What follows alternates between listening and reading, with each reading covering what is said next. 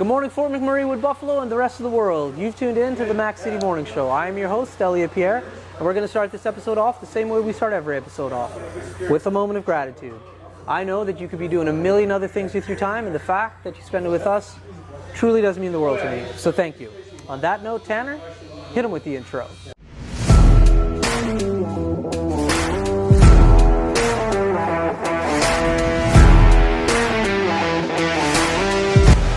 How's it going, you guys? It's Jake White, JJW, coming at you from Norrell Toyota in Fort McMurray. Just wanted to say hi and come on down, check the place out. Hi, my name's Richard. I'm the service manager here at Norrell Toyota. Hi there, I'm Adam. I'm here at Norrell Toyota. I'm a product advisor. Hi, I'm Cass. I'm the appointment coordinator. Happy to help you. Hey, it's Keith Simpson here. I'm the general manager of Norrell Toyota, soon to be Fort McMurray Toyota. Pretty excited for our new dealership. As you've seen, you met all my staff. These guys are all my family. We're here to take care of you. Come on down and be part of our family. And we are back. Big shout out to Norrell Toyota, our title sponsor for today's episode. Thank you so much to all the boys and girls down at Norrell for your ongoing support. As you know, I don't introduce my guests because they can do a better job of that than myself. So sir, can you please tell everybody at home who you are and what you're about? Robert Lewis. Work for Syncrude here in the city. Yeah? Oh, just outside the city. Just outside, yeah. But yeah, just coming by here for a haircut today. But now you're going to do an interview instead? forgot about you. We're Cool. doing an interview today, so. There we go. Yeah. So for everybody at home, we are at Thickwood Barber Shop, the best barber shop in Fort McMurray, arguably the world. And yeah, Ali's behind the camera, but he has got some people to sit down and chat with me today. So what do you do out at Syncrude? Just run heavy equipment for them. Okay. Yeah. How long have you been doing that for? Been running equipment now for about 17 years. Okay. Yeah. Okay. Yeah. And so what brought you to Fort McMurray originally? Originally, I was doing some oil and gas work, Really? Where at? just in Grand Prairie area. Grand Prairie, Okay. Grand Cache. Okay. And a buddy of mine and myself, we just wanted to get out of that Yeah. living in the camp mentality Yeah, kind that's- of life, and that's right. you know, hardly see home. Yeah. This gave us an opportunity to have like some Yeah. regular, like work a regular shift and have Right. regular days off. Yeah, and yeah, yeah. have a bit of a life. Yeah. Yeah. But we came up here and it was 2000. Just let's see, the date we went to 2022. So You've been here for a do the bit. math, yeah. Yeah. So when you were doing rig work, 07, 08, I think was. what kind of rig work were you doing? I was doing prior. Before I came here, I was fracking Okay. with Schlumberger, and then I did some work with Calfrac. Okay. Prior to that, I was working production testing with a company called Northland Energy out west. Okay. Okay. Yeah, that's a tough way to make a living working on those rig camps. Yeah, I used to it's- work for a company called Eveready. They're Clean Harbors now. Oh, yeah. So I was human resources for them. I was recruiter, right? Yeah. And so I used to hire guys to come up and do the winter drilling and the roads and stuff, like helping with the ice roads, doing the vac truck, water trucks like that, right? And I would go out and I would stay at the camp sometimes and just see what it's about, talk to the guys and whatnot. And it's a great way to make a living. There's no doubt about that. It pays well, but after a while, coming in and out of those rig camps in particular, it's tough. Yeah, it's you're constantly basically living out of a suitcase kind of lifestyle mentality. That's right. 15 and 6 was kind of the normal rotation. Right. With 15 and 6? yeah, Oh, that's with- an interesting one. Okay. With Calfrac Yeah. and those guys. And when I was working in production testing, Yeah. you could get on a job. If it's a high priority job, Yeah. you could be out there for months and months at a time Yeah. in the camp. Yeah. That's Before right. you get back. That's right. And everyone kind of was, you work all winter and you look forward to spring breakup and That's right. come That's right. and spend some money and have some fun or go on a That's holiday, right. So, That's right. you always put the time in the winter. That's right. That's right. I had guys, we used to fly them in and out. They were working on a 20 and 10 rotation.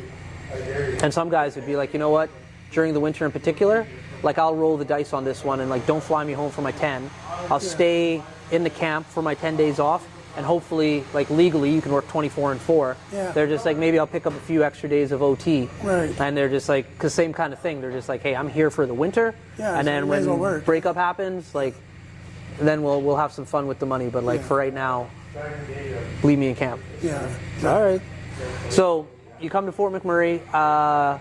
Where did you start working? Like, how did you, like, I'm fascinated when people come to Fort McMurray. Like, did you have a job prior to? Did you just figure, like, hey, I'm going to come out here and, like, make it work? Or how did that I came up here, and before I went working with those guys, it was like the job working with contractors, and it just didn't seem to be panning out. Yeah. And then I got on with, back in the day, it was a company called Goloski. Oh, yeah. Yeah. You're familiar with? Yeah. Started with those guys, and that's how I got my foot in the door. Okay. I think I was working with those guys for about a couple of years before I got hired on by Syncrude. Yeah. In I think it was 2008. Yeah. Yeah. So, from then on, it's just been, like I said, close to 15 years now with Syncrude. With Syncrude. Yeah. They're pretty good. Great company. Oh, they're awesome. They're an awesome company. My father worked for Syncrude for 37, 38 years. Like, it's a great organization. Good crew I work with. Awesome people. Yeah. I mean, right now too, we have a lot of our truck drivers. We say our Flint that's taken over them now. Like, they went through a few changes over the years. Right.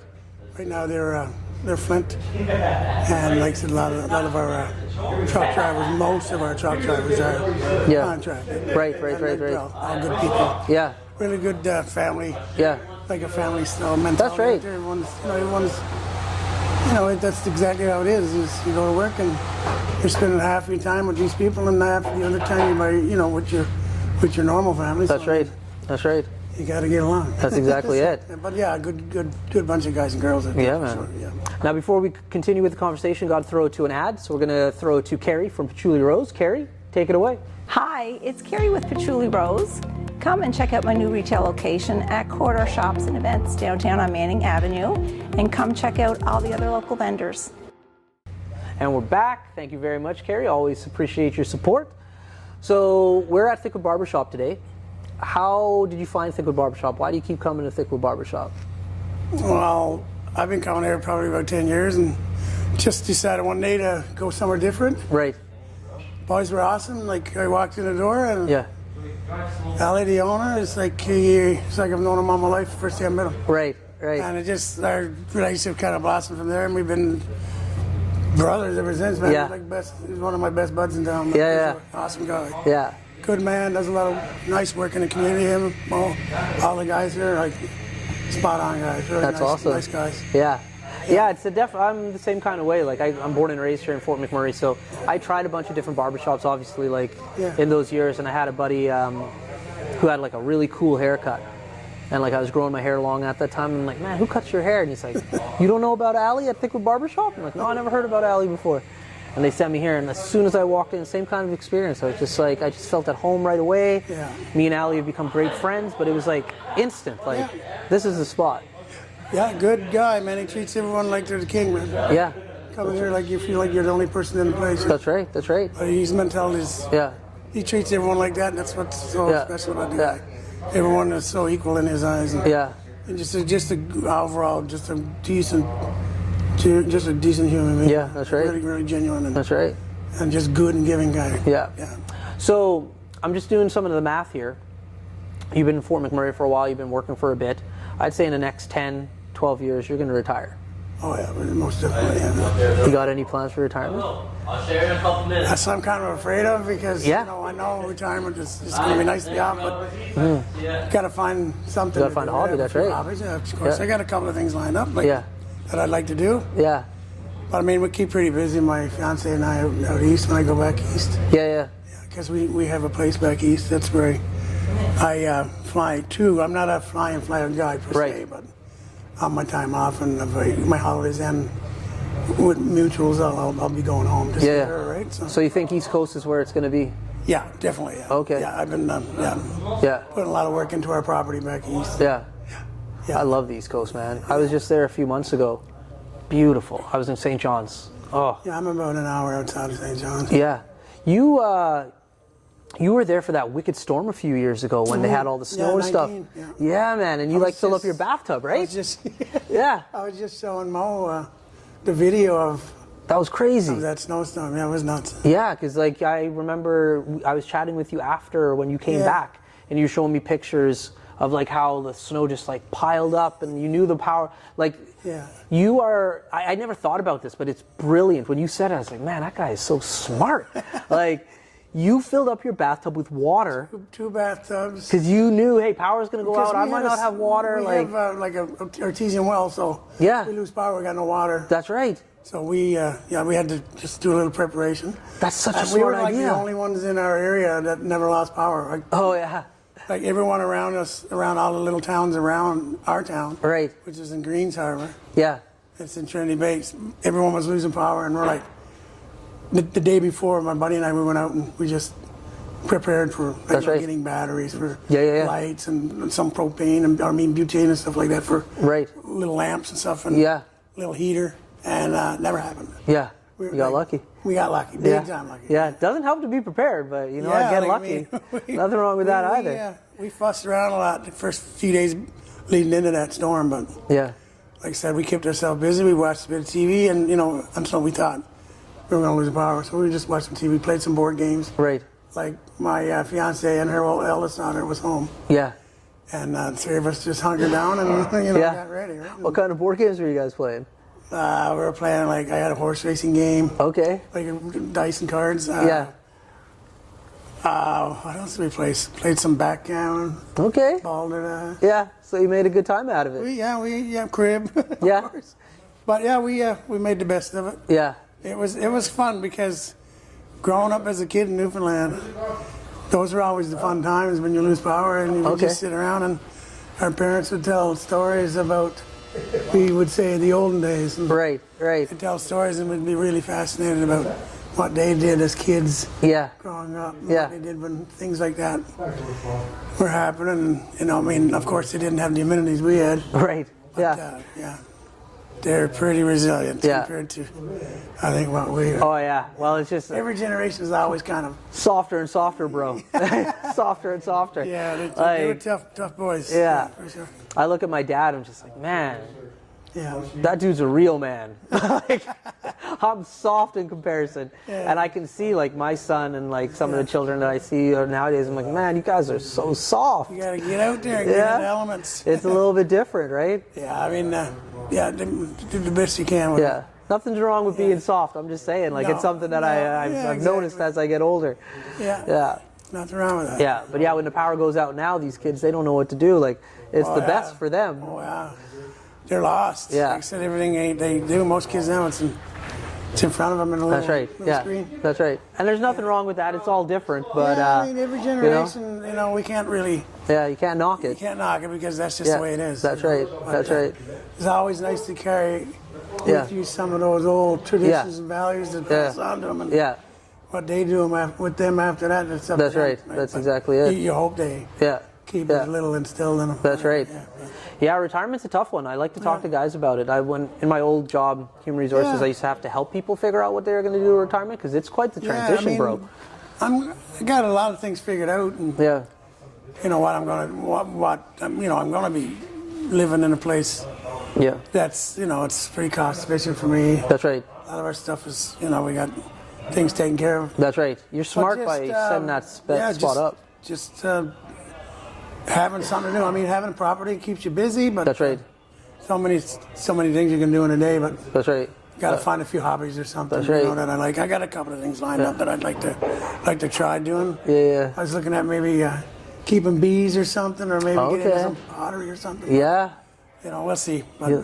the bee thing is kind of interesting. I've been doing a lot of research on it. Yeah. It's fun to do in the summertime. Yeah. Yeah. And it's something that like bees, we need more bees. Oh, bees? Without the bees, I didn't know this. Like I made Bees, yeah. I made a video a few years ago.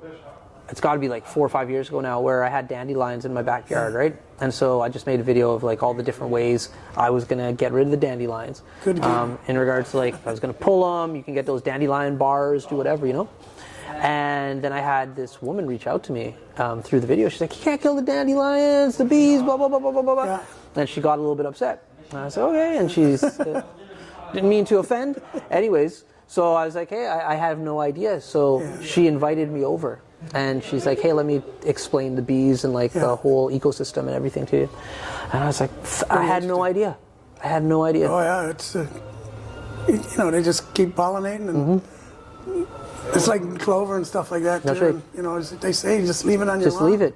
Well, there's this whole movement now, and I'm part of this movement, of just like leaving your dandelions and the clove. Yeah. Because when you do mow your grass, it looks beautiful. When it grows, well, it doesn't. But there's a whole bunch of people now, like on the internet, that are actually sowing clove into their backyard. I'm not that hardcore, but like what an interesting mindset to be like, we're just gonna leave it all clove. It just grows wild anyway. Yeah, and you're just gonna like leave it for the bees. Yeah, well, I mean, it's reciprocating something. The bee, like you said, people don't realize how important bees are. Yeah, When it comes to pollination and food. And the agricultural business. That's right. It's very important. That'd be a very interesting hobby They to say pick up. if bees were extinct, human would not survive past That's right. 2 years or something. Yeah, 2 or 3 something years, crazy it like would that. be Yeah, because you nuts. wouldn't be able to grow nothing. Yeah, that's right. Yeah. Well, listen, my man, that's it. Nice and easy. That's the end of the show. But before I cut you loose, everybody gets a shameless shout out or plug. So you have the mic, the camera, the lights. Have fun. I'm going to send out a good plug to my buddy Ellie. We are exactly at his place, so if you want a good haircut, good chat, meet some good guys, come to Thickwood Barber Shop. Best in town, baby. There we go. Well, Fort McMurray, Wood Buffalo, the rest of the world, that's been another episode of the Mac City Morning Show. Thank you so much for tuning in. It does mean the world to me. Big shout out to our title sponsor, Noral Toyota, as well as Carrie from Patchouli Rose. We do appreciate your ongoing support. I hope everybody at home is having a great day, and we'll see you tomorrow. Peace. What a deadly old way to end another morning show. Later, boss.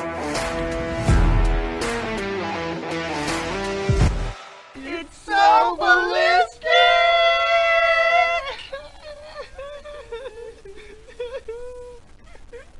Talk about quenching your ugly thirst.